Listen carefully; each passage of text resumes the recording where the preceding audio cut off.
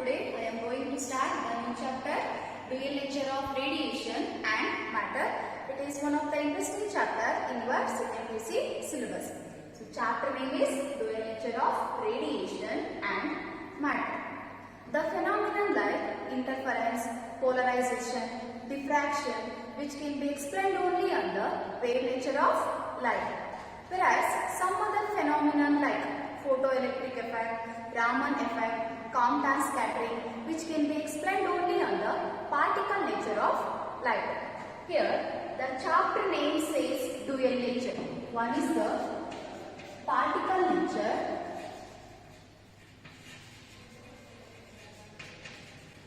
and another one is the wave nature. So what do you think in your mind about matter and radiation? Whether they have the wave nature or particle nature, or it has both. You will see at the end of this chapter. Let's start the chapter with the concept of electron emission.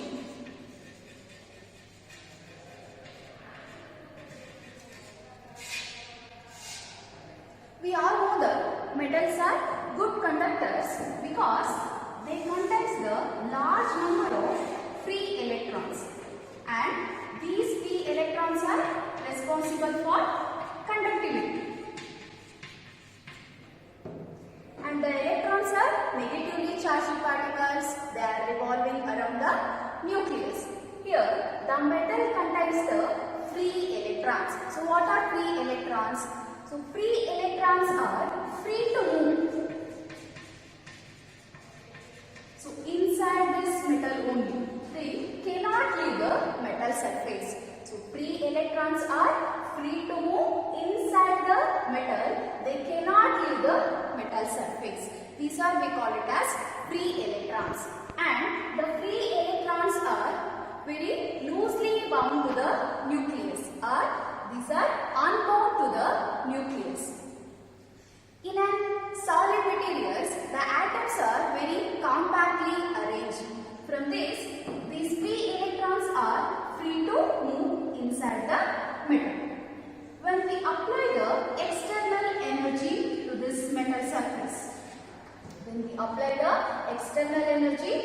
metal surface, these free electrons will come out from this surface. This process we call it as electron emission. So electron emission is the process of emission of or liberation of free electrons from the metal surface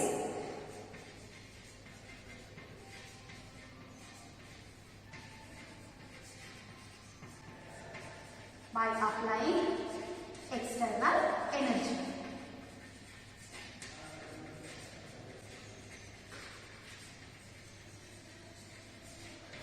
So that means when we apply the external energy to the metal surface, the electron come out from the metal surface.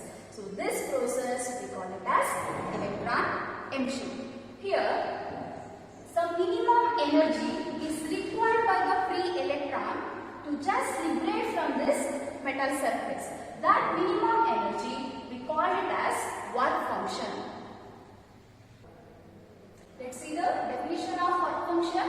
So work function is the minimum energy required by a free electron to just liberate from the metal surface. That means some minimum energy is required by the electron to liberate from the metal surface. That minimum energy we call it as work function.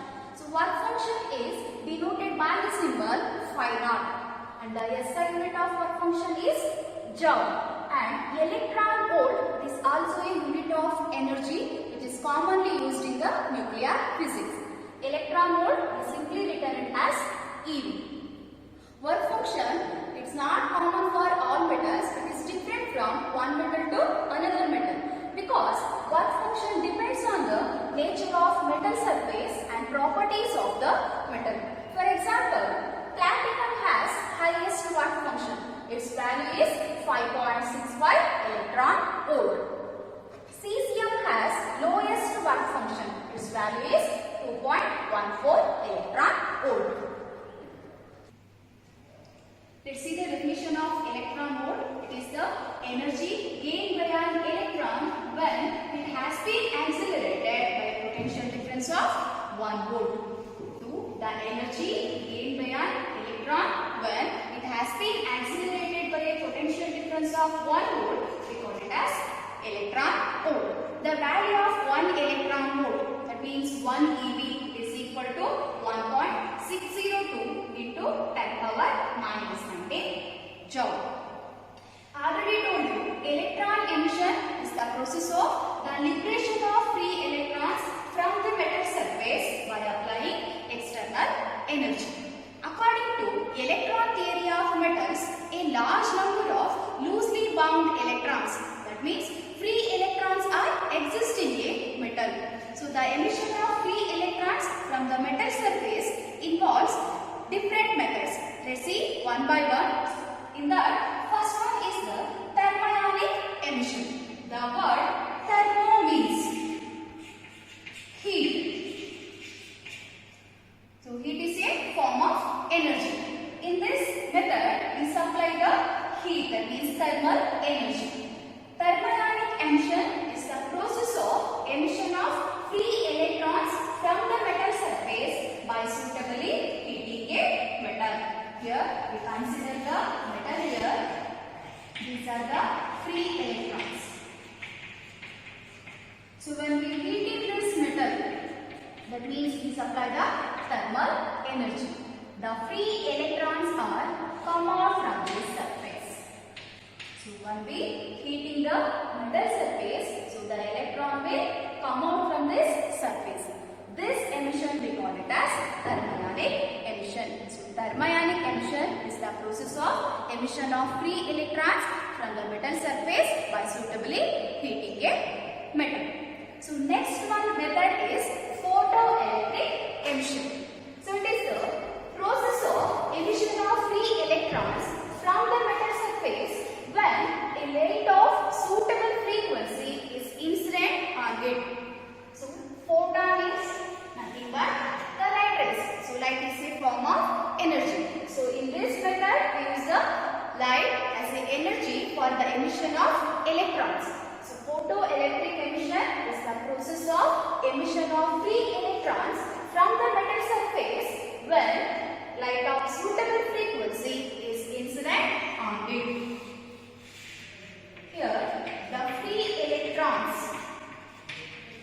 when light having the suitable frequency is incident on this metal surface, the electron will come out from this metal surface. These emitted electrons from the photoelectric emission, we call it as photoelectrons.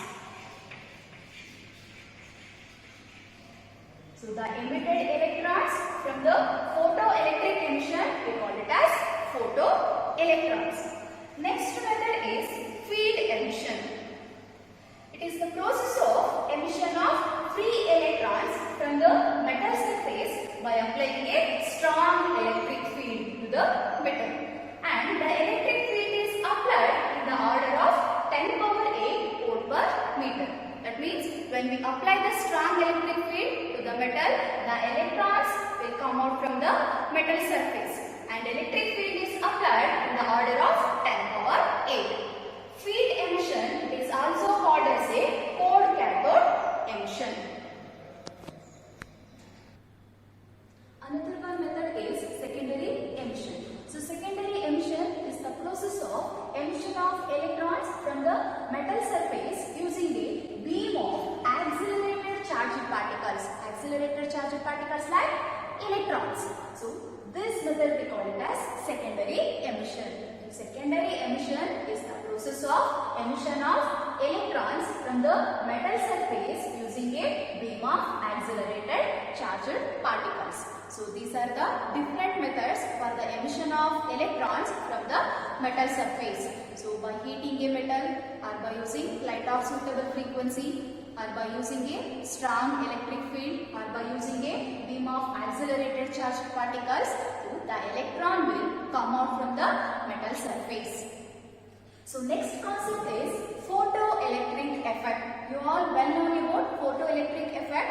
Photoelectric effect was discovered by the scientist Heinrich Hertz in the year of 1887. Photoelectric effect is the phenomenon of emission of free electrons from the metal surface when a light of suitable frequency incident on it. So this process very similar to the photoelectric emission.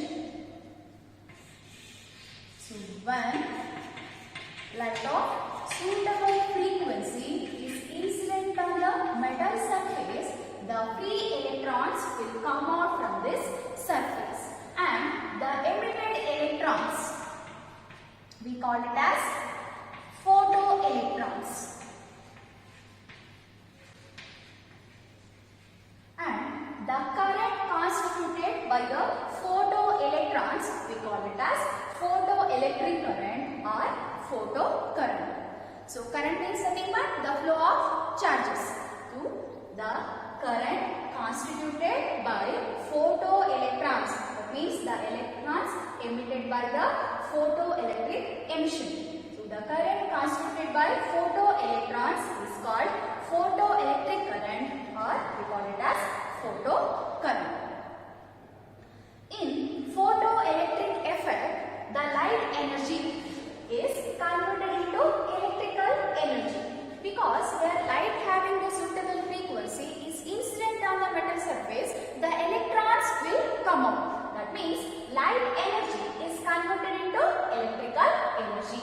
That means photoelectric effect follows the law of conservation of energy. So Hertz observation on photoelectric effect. So photoelectric effect is discovered by Heinrich Hertz. So these are the Hertz observations on photoelectric effect. When Hertz doing the experimental investigation on the production of electromagnetic waves by a spark discharge, he observed that the high voltage sparks across the detector loop were enhanced, that means increased, when the emitter plate was illuminated by ultraviolet light from an arc lamp. So here it is the Hertz experimental arrangement. It is a metal ring with small gap in between that. These are the metal plates and this is the metal rod. Here a small gap for spark discharge, and these are the wires connected to the spark cell.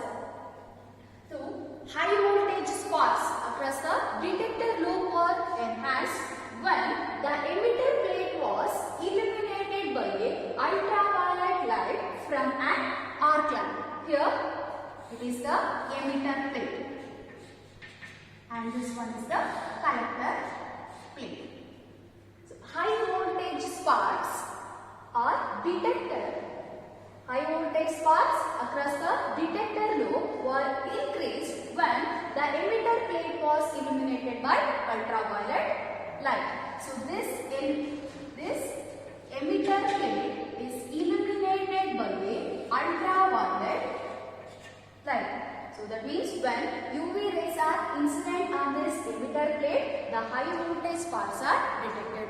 So this is the first observation. So in the second one,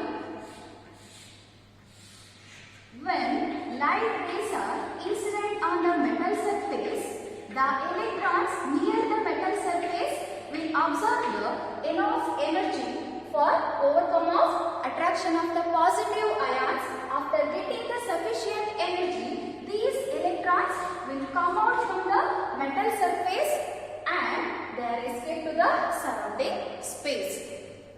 So after gaining the sufficient energy from the incident light, the electrons escape from the surface of the metal into the surrounding space. In the first observation, high voltage sparks across the detector loop were enhanced when the emitter plate was illuminated by a ultraviolet light from an arc lamp. So when the UV rays are produced by the arc lamp, they are illuminated on the emitter plate. So the high voltage sparks are detected. In the second observation, when the light rays are incident on the metal surface, the electrons near the surface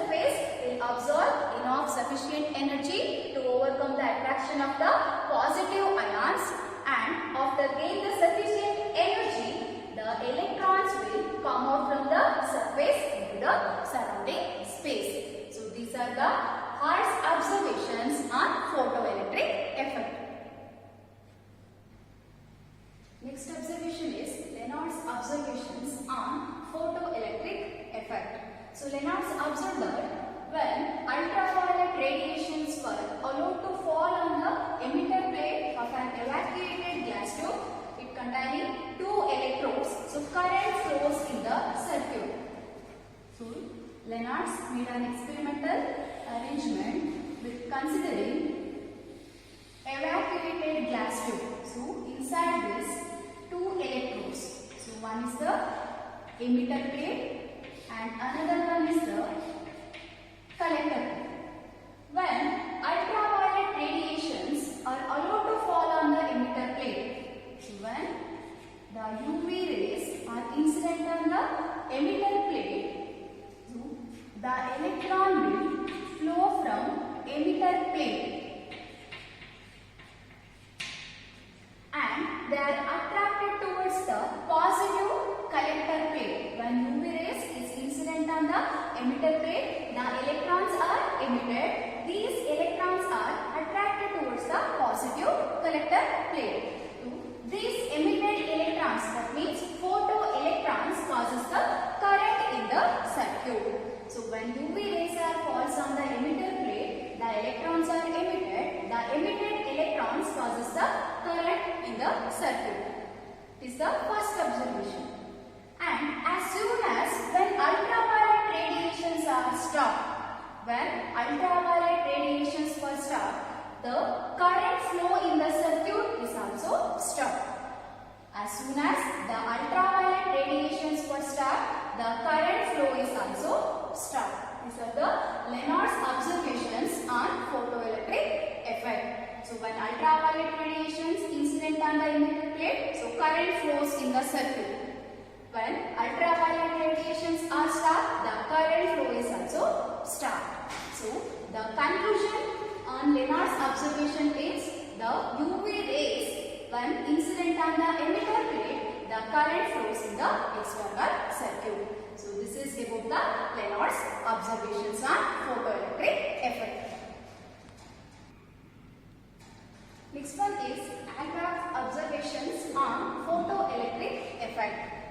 So in 1888, Alcraft undertook the study further. He connected a negatively charged zinc plate to an electroscope. So he connected a negatively charged zinc plate to an electroscope. So electroscope is used to detect the presence of electric charges. He observed that the zinc plate lost its charge when it was illuminated by ultraviolet light. And he also observed that the uncharged zinc plate became positively charged when again it was illuminated by ultraviolet light. And the positive charge on a positively charged zinc plate were found to be further enhanced, that means increased, when it was illuminated by a ultraviolet light. So that means, so here it is the negatively charged zinc plate. When UV light is incident on this negatively charged zinc plate, so the electrons are emitted.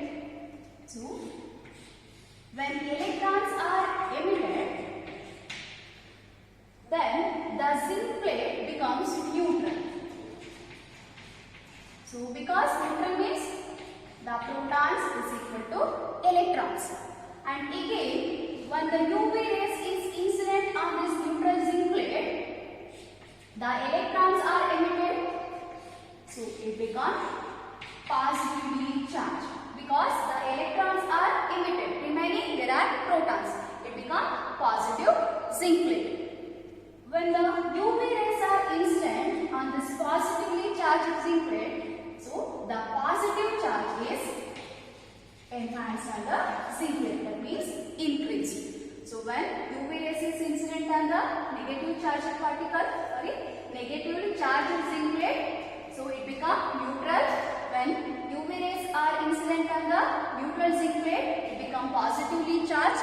When UV rays are incident on the positive charged zinc plate, the positive charges are enhanced, it means increased in the zinc plate. So first observation is the zinc plate lost its charge when it was illuminated by a ultraviolet light because Hale-Bopp connected a negative zinc plate to an electroscope. Second observation is the uncharged zinc plate became positively charged when it was illuminated by UV light, and the positive charge on a positive charged zinc plate was found to be further enhanced when it was illuminated by UV light. The conclusion of Hale-Bopp is the zinc plate emits the electrons by the ultraviolet